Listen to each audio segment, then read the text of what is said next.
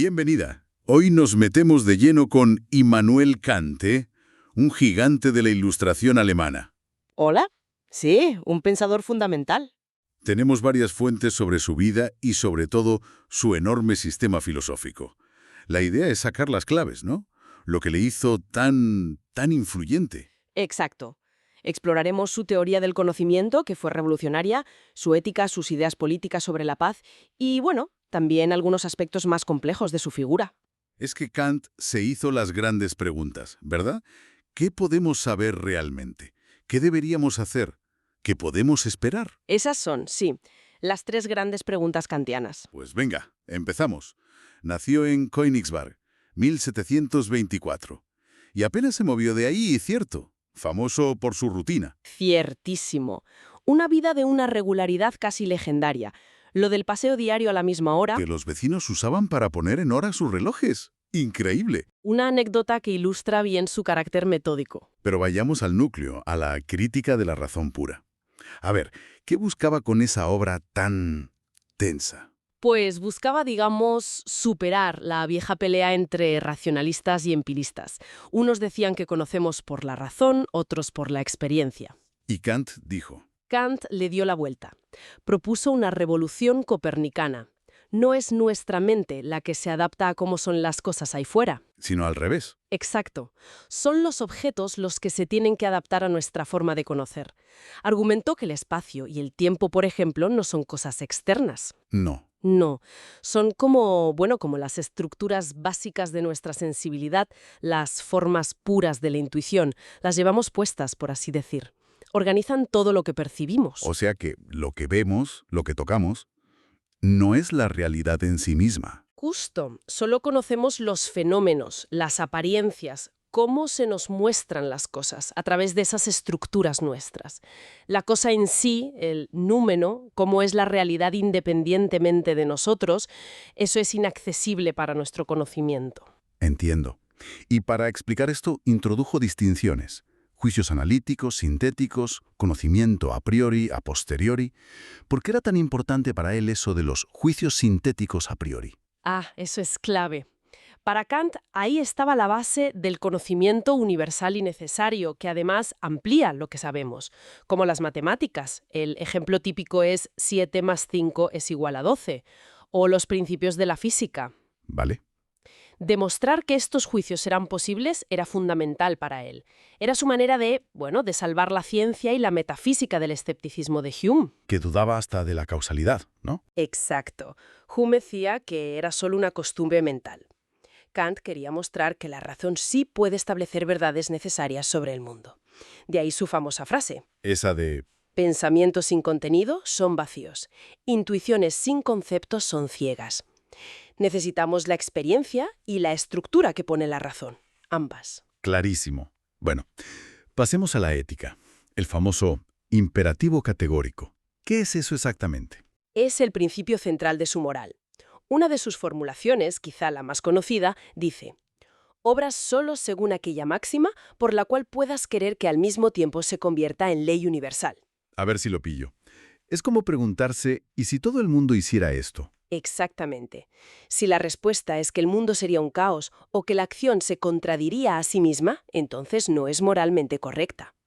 No importan las consecuencias o si te hace feliz. Es actuar por deber. Por puro respeto a la ley moral que dicta la razón. La buena voluntad es lo único incondicionalmente bueno. Y eso implica tratar a la humanidad en ti y en los demás siempre como un fin, nunca solo como un medio. Kant no paró ahí, claro.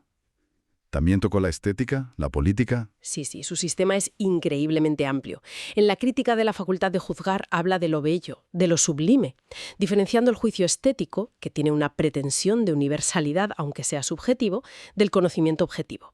Y en política, la idea de una paz perpetua. Eso es. Imaginó una federación de estados republicanos regidos por el derecho, como el camino hacia el fin de las guerras. Creía que la historia, a pesar de todo, tendía hacia eso, aunque, curiosamente, desconfiaba de la democracia directa. Prefería la república. Sí, pensaba que la democracia directa podía llevar a la tiranía de la mayoría más fácilmente. Hay un tema más espinoso que las fuentes mencionan. Sus escritos sobre razas. ¿Cómo se ve eso hoy? Uf, es un tema muy debatido y complicado, sí. Durante una parte importante de su carrera, Kant sostuvo ideas que hoy consideramos claramente racistas, estableciendo jerarquías raciales. Es innegable. Pero, Pero, y esto es crucial y a veces se olvida, en la última década de su vida, especialmente a partir de Hacia la paz perpetua de 1795, hay un cambio bastante significativo. ¿en qué sentido? Pues rechazó explícitamente esas jerarquías, criticó duramente el colonialismo europeo y afirmó la igualdad de derechos de todas las personas. El debate académico actual es intenso sobre cómo interpretar este cambio y qué peso darle en el conjunto de su obra. Entendido. Es importante conocer ambas facetas.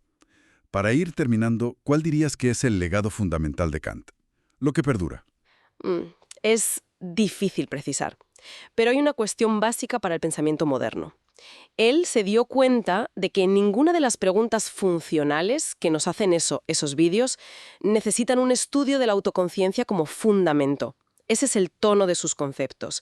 Sin embargo, lo que perdura el para todos es el fundamento de la teoría del derecho y de contratos individuales. Su influencia es, bueno, inmensa. Cambió radicalmente la forma de hacer filosofía, poniendo al sujeto, a la mente humana, en el centro.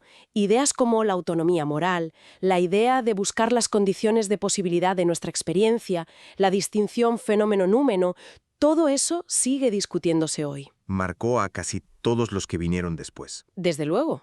Del idealismo alemán a filósofos contemporáneos de la ética y la política como Rawls o Habermas. La frase final de la crítica de la razón práctica lo dice todo, ¿no? Ese asombro ante... Dos cosas llenan el ánimo de admiración y respeto: el cielo estrellado sobre mí y la ley moral en mí. Esa misma. Resume perfectamente su proyecto. Pues sí, Kant nos deja un sistema filosófico complejo, ambicioso, que intentó definir los límites y las posibilidades de nuestra razón, tanto para conocer como para actuar.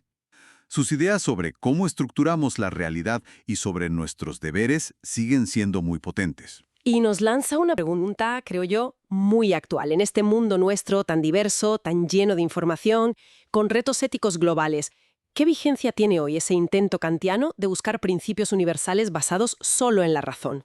Y de saber con certeza qué podemos conocer y qué se nos escapa.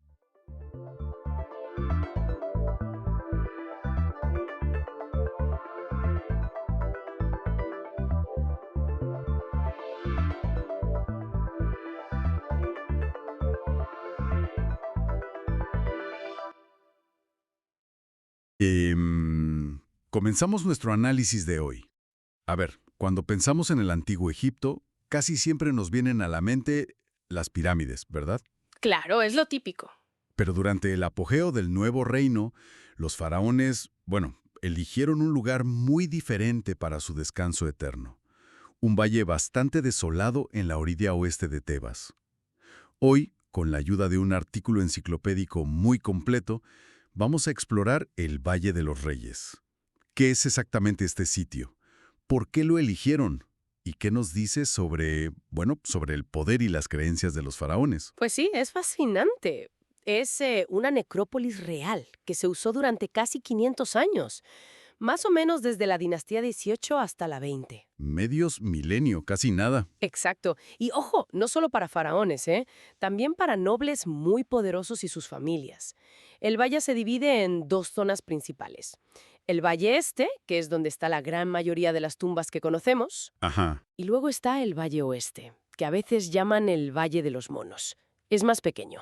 Vale. ¿Y por qué ahí? ¿Qué tenía ese wadi, ese valle seco, de especial para que abandonaran las pirámides? Bueno, fueron varias cosas, ¿sabes? Por un lado, la geología. Tenían esos acantilados de piedra caliza que eran relativamente fáciles de excavar. Ah, claro. Pero cuidado, no era perfecto. Había capas de marga y de esquisto que, daban problemas. A veces obligaban a cambiar el diseño de la tumba sobre la marcha. O sea que la montaña mandaba un poco. Efectivamente. Mira, por ejemplo, en la QV11, la tumba de Ramsés III, eso de KV es por Kings Valley, ¿sabes? La numeración que puso Wilkinson. Tuvieron que desviarse porque se toparon con otra tumba que ya estaba allí. Qué curioso. ¿Y qué más? ¿Solo la piedra? No. También está el tema del pico que domina el valle, Al-Qurn. Tiene una forma bueno, como una pirámide natural. Anda, ¿en serio? Sí, sí. Y es muy posible que eso tuviera un significado simbólico para ellos, como una conexión con las antiguas pirámides de Giza, ¿entiendes? Claro, una pirámide natural. Tiene sentido. Y luego, muy importante, la seguridad. Era un lugar aislado, escondido. Eso facilitaba mucho protegerlo con la guardia especial, los Medjay. Los Medjay, esa especie de policía del desierto, ¿no? Eso es. Y otra diferencia clave con las pirámides. Los templos funerarios, donde se hacía el culto al rey muerto, no estaban pegados a la tumba, estaban separados, más cerca de Tebas, en la zona cultivable. Entendido. Se adaptaban a las circunstancias. Y por dentro, ¿cómo eran esas tumbas? ¿Siempre iguales? Que va, el diseño fue cambiando. Las primeras, como la de Tutmosis IV, la KB43, tenían lo que se llama un eje acodado, o sea, giros de 90 grados en los pasillos. Ajá, como un laberinto casi. Bueno, no tanto, pero sí con giros. Después de la época de Amarna, que fue un periodo un poco convulso, se pasó a un eje quebrado, como en la KV57 de Horemheb. Los ángulos eran más suaves. Vale. Y ya al final en las dinastías 19 y 20, lo típico era el eje recto, como la KV11 de Ramsés III que mencionamos. Pasillos rectos descendentes, salas y la cámara funeraria al final. Más directo entonces. Quizás sí, o quizá era más rápido de construir, no se sabe seguro. Y muchas tenían un elemento muy curioso, un pozo bastante profundo. Un pozo. ¿Dentro de la tumba? ¿Para qué? Pues al principio se pensó que era para proteger de inundaciones, que podían ocurrir, pero luego parece que tenía más bien una función simbólica, quizá representando las profundidades del inframundo o algo así. Interesante. Y claro, me imagino las paredes, llenas de decoración. Totalmente. Las tumbas reales estaban cubiertas de arriba a abajo con textos religiosos e imágenes. Eran como guías para el viaje del faraón al más allá. ¿Qué tipo de textos? Pues al principio sobre todo escenas del Amduat, que describe el viaje nocturno del dios Sol Ra por el inframundo. Muy detallado, con todos los peligros. Vaya. Más tarde se añadieron otros textos, el libro de las puertas, el libro de las cavernas, el libro de la tierra, cada uno con más detalles sobre ese mundo subterráneo. Y en los techos a menudo el libro de los cielos, también la letanía de Ra. Una auténtica enciclopedia del más allá en las paredes. Exacto. En cambio, las tumbas de los nobles, que también había, solían estar sin decorar o con una decoración mucho más sencilla. Todo esto estuvo oculto siglos, claro. Y la historia de cómo se redescubrió es casi otra aventura. Desde luego. Empezando por la expedición de Napoleón, que ya documentó algunas tumbas abiertas. Luego figuras como Belzoni, un personaje increíble que encontró tumbas espectaculares. Sí, he oído hablar de él. O Wilkinson, que fue quien empezó a numerarlas con el sistema KV. Y por supuesto, Howard Carter. Ah, Carter. El nombre que todos conocemos por Tutankamón. Exacto. La KV62, encontrada en 1922, fue un bombazo mundial, no porque Tutankamón fuera un faraón súper importante, que no lo fue. Era bastante menor, ¿no? Sí, pero su tumba fue la primera tumba real que se encontró casi intacta. Aunque sabemos que la habían saqueado un poco en la antigüedad, lo que quedó dentro nos dio una idea increíble de cómo era un ajuar funerario real. Una ventana única. Sin duda. Y no hay que olvidar otros hallazgos importantes, como la KV5, que es una tumba enorme para los hijos de Ramsés II y se redescubrió no hace tanto. Pero claro, ¿tanta riqueza junta? Era un imán para los ladrones desde el principio, ¿no? Uf, inevitable. El saqueo de tumbas es casi tan antiguo como las propias tumbas. Tenemos papiros de la época, como el papiro Malherbe, que son básicamente actas de juicios a ladrones. ¿En serio? ¿Juicios a ladrones de tumbas? Sí. Describen cómo entraban, qué robaban. Por ejemplo, en la tumba de Ramsés VI buscaban metales preciosos, oro, plata, pero también telas finas, ungüentos, cosas de valor. ¿Y la Guardia Medjay no podía evitarlo? Lo intentaban, pero era difícil. De hecho, la cosa se puso tan mal que en la dinastía 21 los propios sacerdotes de Amón tuvieron que intervenir. ¿Los sacerdotes? ¿Saqueando? No exactamente saqueando, sino... Bueno, organizaron una especie de operación de rescate. Abrieron muchas tumbas reales, recogieron las momias, les quitaron lo poco de valor que les quedaba para que no tentaran más a los ladrones y las escondieron. Escondieron a los faraones. Sí, en escondites secretos para proteger al menos los cuerpos. Se encontraron 2 de estos escondites, uno en Deir el Bahari, la llamada TTR-120, y otro dentro del propio valle, en la tumba de Amenhotep II, la KB-35. Metieron allí un montón de momias reales. Qué historia más increíble. Descubrimiento, riqueza, fe y profanación también. Exacto. Hoy, por suerte, es patrimonio de la humanidad y se intenta proteger. Y es un pilar del turismo, claro, aunque con acceso limitado para conservarlo. Sí, el valle sigue siendo una fuente fundamental para entender el reino nuevo egipcio. Su arte, su religión, su arquitectura. Todo está ahí. Cada tumba, incluso las más dañadas, cuenta una parte de esa historia. La verdad es que sí. Y nos deja pensando. A pesar de todo lo que se ha encontrado y estudiado, ¿qué más podría esconder el valle? Quizá ya no tanto tesoros materiales, sino, no sé, información sobre la gente que trabajó allí, los obreros, los artistas. Sus historias, ¿no? ¿Quién sabe? Es posible que aún queden secretos bajo la arena esperando ser descubiertos. Historias anónimas que también forman parte de este lugar tan extraordinario.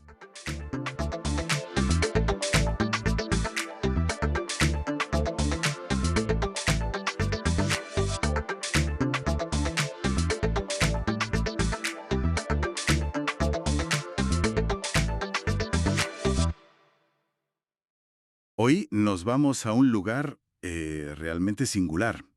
Gunung Padang, en Indonesia, en Java Occidental. Un yacimiento megalítico impresionante, ¿eh? A casi 900 metros de altitud, en la cima de un volcán ya extinto. Imaginaos, una colina cubierta de columnas de piedra volcánica, como organizadas en 5 terrazas artificiales. Y para subir, una escalinata de andesita, 370 peldaños, Sí. que salva casi 100 metros de desnivel. La construcción en sí ya impacta. Hay hasta una leyenda local de los sundaneses que dice que un rey, Siliwangi, intentó construir allí un palacio en una sola noche.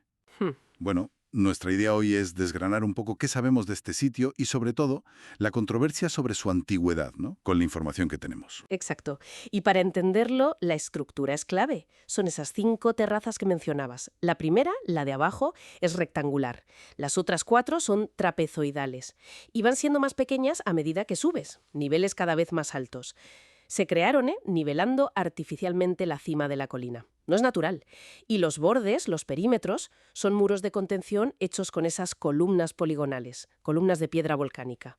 Y la escalinata central, pues sí, unos 110 metros de largo y con una pendiente fuerte, 45 grados. Todo hecho con andesita, esa roca volcánica de la zona. A ver, ¿y cómo se ha estudiado esto? Porque tiene su historia también. Ya un historiador holandés, Verbeek, lo mencionó en 1891. Bueno, basándose en una visita anterior, de Corte.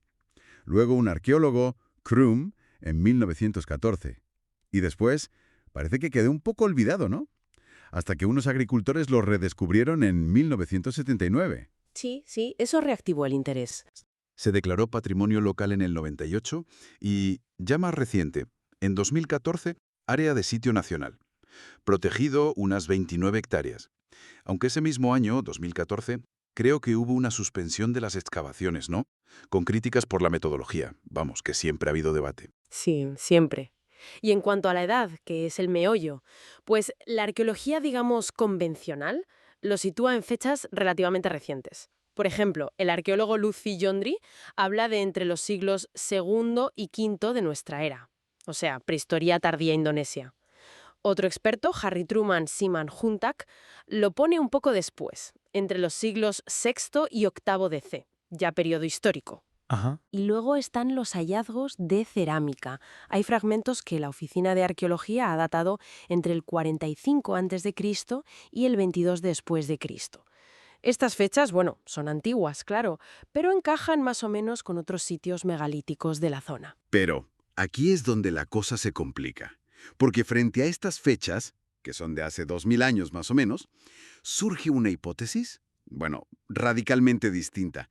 Un geólogo indonesio, Danny Hilman Natawijaja, propuso que Gunung Padang no era solo un sitio megalítico, sino una pirámide enorme. Y lo más fuerte, construida hace entre 9000 y 20000 años. ¡20.000 años! Uf, sí. Eso implicaría una civilización avanzadísima y desconocida para esa época. La idea tuvo tanto impacto que llamó la atención del presidente de Indonesia de entonces, Yudhoyono, que hasta creó un grupo de trabajo específico para investigar esto. Efectivamente. Pero claro, esta hipótesis pues chocó frontalmente con gran parte de la comunidad científica. Hubo mucho rechazo. Por un lado, tienes a vulcanólogos como Sutikno Bronto. Su conclusión fue que la colina es en realidad el cuello de un volcán antiguo. El cuello. ¿Qué es eso exactamente? Pues básicamente es el conducto por donde subía el magma, que se solidificó. El cono del volcán de alrededor se erosionó con el tiempo y quedó esa estructura central de roca más dura. O sea, una formación natural, no artificial. Entiendo. No una pirámide construida. Exacto. Y por otro lado, arqueólogos como Víctor Pérez calificaron las ideas de Natawidijaca de pseudoarqueología. Es decir, que parecían científicas, pero no seguían la metodología ni se basaban en evidencia sólida según los estándares arqueológicos. De hecho, hubo una petición firmada por 34 arqueólogos y geólogos indonesios cuestionando los motivos y los métodos del equipo de Natawidijaca. Vale, ¿y cuál era el punto flaco principal de esa datación tan antigua, la crítica fundamental? La crítica se centró sobre todo en cómo interpretaron las dataciones por radiocarbono. Se argumentó que esas muestras de suelo orgánico que dieron esas fechas tan antiguas, pues no estaban claramente asociadas con artefactos humanos o con estructuras construidas. O sea, no podías asegurar que ese carbono datado perteneciera a la actividad constructora humana de hace 9.000 o 20.000 años. Podría ser simplemente material orgánico natural del suelo de la colina, de esa época. Justo. Podría ser carbono antiguo, natural de ese suelo volcánico, sin más. No una prueba de construcción humana en esas fechas. Esa conexión no estaba demostrada, según los críticos. A pesar de todo esto, el equipo de Natawijaha publicó sus resultados en octubre de 2023 en una revista científica, Archaeological Prospection. Y ahí mantenían que Gunung Padang era la pirámide más antigua del mundo, con fases de hasta 27.000 años. Sí, pero esa publicación tuvo una vida muy corta. En marzo de 2024, hace nada, la editorial Wiley y los propios editores de la revista retractaron el artículo. Lo retiraron formalmente. ¿Y por qué? Pues precisamente por el punto que comentábamos. La razón oficial fue que la datación por radiocarbono no estaba vinculada de forma fiable a pruebas arqueológicas de construcción humana en esas épocas tan tempranas. Consideraron que la conclusión principal del artículo, que era una pirámide de 9.000 años o más, no estaba sólidamente apoyada por los datos que presentaban. La base probatoria era débil. Entendido. Así que, después de todo este lío, ¿qué nos queda claro? Gunung Padang es sin duda un yacimiento megalítico real, confirmado, impresionante por su escala. Eso no se discute. La arqueología, la visión mayoritaria, lo sitúa en los últimos 2 milenios, más o menos. Y la otra teoría, la de la pirámide superantigua, pues ha sido muy cuestionada científicamente y su publicación clave, retirada. Exacto. Esa es la situación actual. Y quizá lo más interesante es pensar que, incluso sin esa antigüedad extrema y controvertida, el sitio en sí mismo, datado de forma convencional, sigue siendo extraordinario. Esa estructura de terrazas tan compleja, el trabajo con la piedra volcánica, elegir un sitio tan elevado, todo eso nos habla de una capacidad de organización social, de unas técnicas constructivas y de una relación con el entorno muy notables por parte de quienes lo construyeron hace, pongamos, 500 o 2.000 años. Claro, no necesita ser la pirámide más antigua del mundo para ser fascinante. Así, de esa escala, en ese lugar tan particular. Nos recuerda que la monumentalidad antigua es diversa y tiene muchas caras, muchas motivaciones que a veces se nos escapan y no siempre tienen que ver con pirámides o civilizaciones perdidas de hace decenas de miles de años. El propio yacimiento afectado ya es un gran enigma en sí mismo.